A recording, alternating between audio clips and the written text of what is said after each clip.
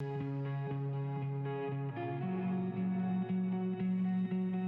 it is BBC Introducing Lancashire. I'm Sean McGinty, and I've got Fauna with me. Hello. Hello, Sean. Hello. So who've we got in Fauna, and what do you do? So you've got Danny, that's me. I'm the lead singer and guitarist of Fauna, and next to me is my brother. I'm Adam. I'm guitarist in Fauna as well. And then elsewhere, sort of working away and locked down somewhere else, is Tom, who is the drummer, and Scott, who plays the bass. So when did Fauna come together as a band? So it'd been about, I think we're looking at 2 years now, when Facebook gives us a little time hop things as a good way to tell us where we are. So it's about 2 years ago now, I think we fully came together as the four-piece we are now, once we finally found Scott, our bassist. But it started just with me and Adam sort of doing acoustic stuff, just around the pubs and doing covers and sort of trying to work on our own stuff, but, you know, plodding along. And then we finally got the inspiration to, like, you know, let's do it. I kind of got bored of doing the covers, and I really wanted to start writing our own music and playing our own songs. So, yeah, we started doing that. Bought some electric guitars, plugged in, and found Tom, our drummer, sorry. I think we put an advert out for him, didn't we? Yeah, we went searching around the depths of the internet for a drummer around Manchester, which was very difficult to find, to be fair. That's a journey.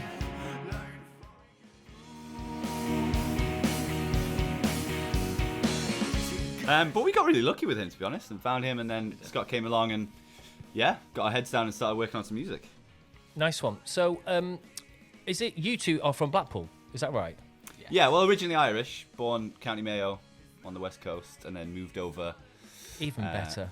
Even better, I know. I had to drop that in with the McGinty. Yeah, no, that's nice. That's nice. So you ended up like many of the Irish contingent. You ended up in the Northwest, in Blackpool. Mm-hmm.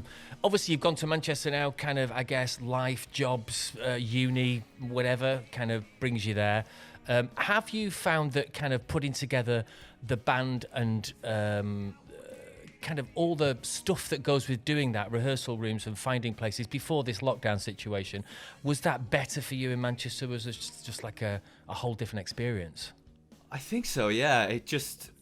There's just a lot more of it. It's just the sheer volume. You've got a lot more small venues, sort of independent venues that you can play, and rehearsal space was quite hard to find, especially in the centre of Manchester, with sort of everything getting pushed out and just tower block flats coming up everywhere. Sure. Little spaces like that. Like, we're in this place called Brunswick Mill, which is great. Small little well, it's not small, it's huge abandoned mill that's kind of fallen apart, but somehow that kind of stays where it is, where all the flats are being built around it and everything.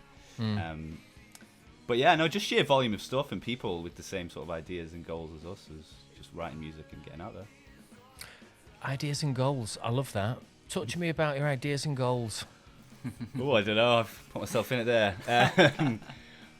Goals are just to do what we love, and hopefully people love it too, and we can carry on making music and pushing ourselves and really sort of growing as a band and growing our fan base and just getting a bit of support behind us. And the idea about it is just try and write music that makes people dance but makes them think and feel something and really just relate to us.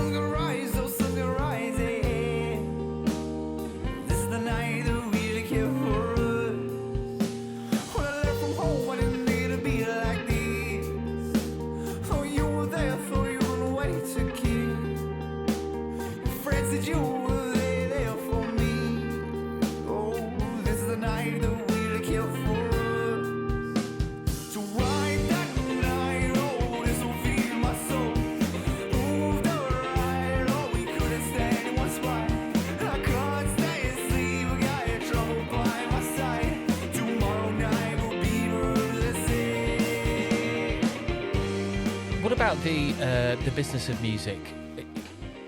No band really can sensibly kind of be a band without thinking about how on earth they're going to earn a living, because that sustainability only comes through that. How are you on the business side? Like, how do you see a band like you making a living? It's very difficult. Yeah. I know, it's a tough question. Yeah, there's not a lot of money for, you know, a band like ourselves at the moment. It's all sustained by us working full-time as well. I mean, like, we've all got full-time jobs. We all have to work 9 to 5 to make sure that we can carry on doing this. Ultimately, the goal is to make enough money off doing this to not have to work 9 to 5. That would be the most ideal outcome, but... Or even just go down part-time, it'd be part-time. nice. I'm fine. Yeah, sure. Just do a couple of days a week. Yeah. Yeah, I know what you're saying. But in terms of kind of where are those opportunities? Because what I'm saying is, I don't mean it in a, you know, you will know the situation of the way bands are and music is and the industry is, and the lack of money around to pay when you play live, to get paid when your music streamed. Where are the opportunities for you to sort of start putting together a lifestyle where you can do it for a living? I think on our timeline, it's probably another year away yet before we start getting enough of a following for promoters to see us as a viable act to put on and sell tickets to. And I think once we start getting that behind us, maybe then, because there's no money in streaming revenue. I think merch and live gigs is the only way we can make money. Yeah.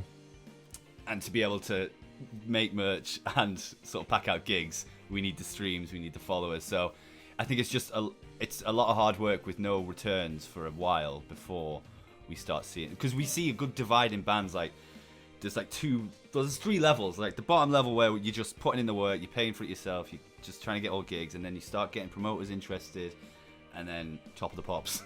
So like we're just aiming for that mid level where we can, you know, people want to come see us and promoters want to put us on.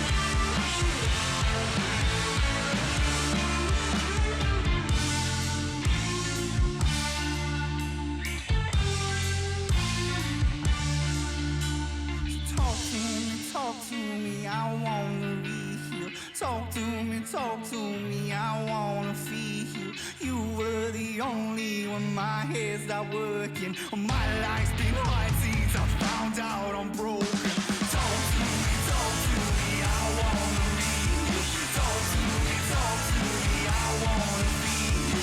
You were the only one, my head's not working. My life's been hard since I found out I'm broken.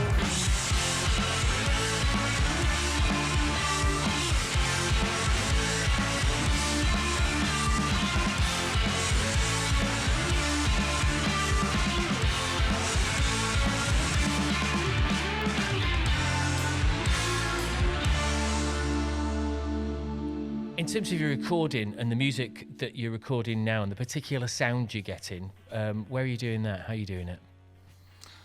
I think it's worked a lot from me and Dan initially in terms of our inspirations and the sound that we want to go for, and it's really well that we sort of live together because we can just bounce ideas off each other all the time, and then we might have a specific song that we hear we like this particular sort of tone from, and then we'll go, well, like this, let's try and replicate this, and from all different manner of songs and, you know, genres, and then we sort of come together and think, right, this is the sort of Fauna sound that we want. And I feel over the last couple of tracks as well, we've got that particular Fauna sound now, where I feel like it's a bit more recognisable than it has been in the past, so that's good. And then we go to St. Helens studio called Sugar House, is where we record, and the last 2 tracks we've done at their place, and they've really helped us out, sort of refine the songs and cut them down and get them just lean and just sounding really good, and they just work their magic on it. They're great. Yeah, they are. They're constantly the people. When I hear bands that sound great, their name comes up more than anybody else. Okay, so I'm kind of been trying to tease out your thoughts on the business side of it, in a way which is probably very unfair. But in the next 12 months, I think you said 12 months in terms of, you know, you want to build yourself to the point where you can be reaching promoters and getting those gigs that will enable you to sort of meet more followers, meet more fans and all of that. What work do you have to do now to do that? Like, where are you putting your time and your effort? Yeah, it's really unusual at the moment because of, obviously, the world being sort of on lockdown. Like, it's hard enough not knowing what we should be doing when the world was normal, but now it is what it is. Yeah. We just don't know. Like, I think when we lock down, it's like, sweet, we'll just work on our music, we'll record some tracks, which we have done, and we're getting them out now. And it's all just sort of pushing them online, getting in touch with bloggers, reviewers, radios. I think as well for ourselves, it's sort of a blessing in disguise, really, for the time where we're at. We can literally solely focus on writing music, you know, promoting it, doing all the stuff that we potentially would get sidetracked from if the world was normal. We'd be like concentrating on going to gigs that weren't really important to us and not really getting us anywhere. And now we can actually just for 12 months focus on doing this. And I think it's working really well. Like, over the last 3 months, we've got Oh My Darling out there, interview with yourself. We keep pushing it, we keep going, and that's, I think, really, really well for us. It's worked really, really well so far. And I think all we can do right now is just focus on, I think a band just hits that one track that kind of gets them there, and if we can over the next 12 months get that one track that kind of pushes us out there, so just aiming for that one track. Yeah, no, I absolutely understand that. Obviously, with you being Irish, with you being from Blackpool, you hopefully won't mind if I hassle you then. Like, an artist said to me the other day, they think they have to spend 50% of their time kind of doing that crap you were talking about just then. The emailing people, the thinking about socials, thinking about how you're going to portray yourselves, your brand, inverted commas. It's all really crappy talk when all you want to do is create music. I understand that. But how much time are you going to spend on that as a percentage in the next 12 months? I'd say you're right. I'd say 50 sounds about right. Luckily, I'm a graphic designer, so I can do all of our sort of social media posts and all our band single covers and that stuff. But it is that sort of intensive 50%. I think it's more than 50%. If you take away from us working 9 till 5 or whatever, all of our spare time goes into doing this. Literally everything. If we're not practicing, you know, Dan's designing something, we're talking about social medias, we're thinking what's the next step. And I think, again, that's the good thing about us being locked down at the moment. I mean, there's not really many positives to take from it, but that's one. We can just put 100% of our time into doing all the grunt work and the stuff that you just don't really want to do because we've got nothing else to do. I understand that. And I see bands that are just so good at it and they're always posting so much content. I'm like, oh God, where did they get that from? Like, it's another, I don't know. A lot of it's nonsense though. A lot of them do just post just stuff to post for sake stuff. Yeah, and I'm sat there, do people really want to see what I'm doing right now? Does anyone care?